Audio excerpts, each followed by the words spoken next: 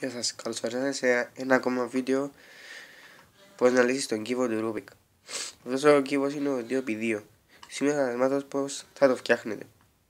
Λοιπόν, αρχίζουμε. Η πρώτη κίνηση είναι να κάνεις μια οποιαδήποτε πλευρά του κύβου.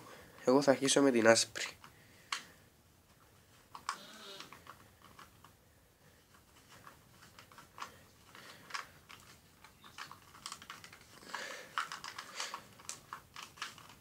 Όπως έχετε δει, τώρα έχω ολοκληρώσει την άσπρη πλευρά, όμως εσείς μόλις το κάνετε πρέπει να δείτε τα χρώματα να είναι τα ίδια, κόκκινο, μπλε,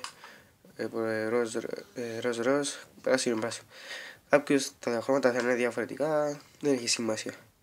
Λοιπόν, το επόμενο βήμα είναι να βρεις μια γωνία που να είναι σωστή, όπως αυτή, μπλε, ροζ, και κίτρινο.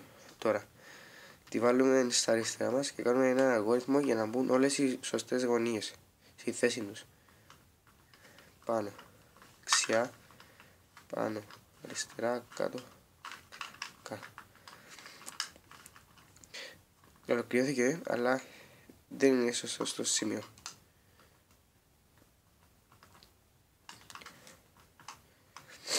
Σαν αυτές οι δύο είναι σωστές.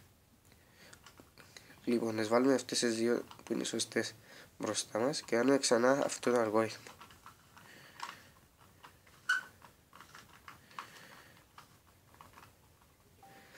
Τώρα έχει ανακατωθεί ο κύβος, αλλά βρήκαμε τη γωνία και ξανακάνουμε τον αλγόριθμο μέχρι να μπουν όλες οι γωνίες στη σωστή θέση.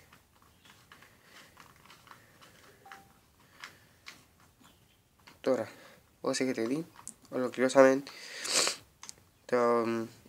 το ένα στάδιο. Γιατί είναι μπλε, κόκκινο, κίτρινο, μπλε, κόκκινο, κίτρινο. Όπως και αυτό είναι πράσινο,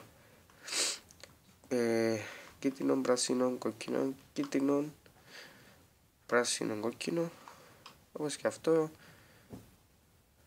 Τώρα, αν είδατε το προηγούμενο μου βίντεο, το 3x3, κάνουμε τον αλγόριθμο που κάνουμε στο τέλος για να γυρίσει το κουτί και να έρθει όπως αυτό. Και το γυρίζουμε τον κύβο ανάποδα και κάνουμε πάνω, αριστερά, κάτω, δεξιά, συνέχεια μέχρι να μπει το κουτί στο σωστό. Αυτό τώρα κάνουμε ένα δεξιό.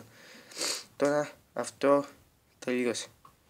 Τώρα γυρίζουμε, να γυρίσουμε το άλλο κουτί.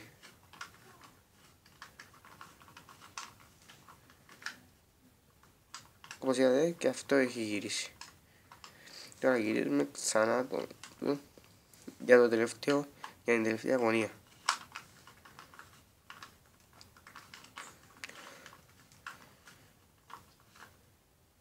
Όπως έχετε δει, ο κύβος έχει λυθεί. Αν σας βοήθησε αυτό το βίντεο, γράψτε μου κάτω στα comments. Αν έχετε απορίες, ξαναγράψτε μου κάτω στα comments να σας απαντήσω. Ευχαριστώ.